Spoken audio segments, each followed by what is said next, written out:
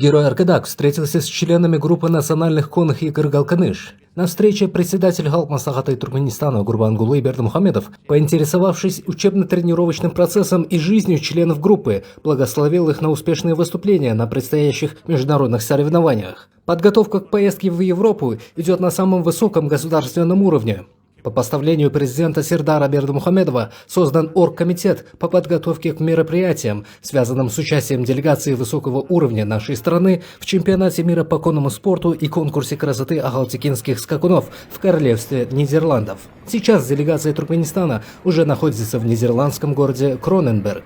Там готовят площадки в национальном туркменском стиле и обсуждают детали предстоящего мирового первенства с европейскими коллегами. Туркменское искусство ахалтекинского коневодства внесено в список культурного наследия ЮНЕСКО.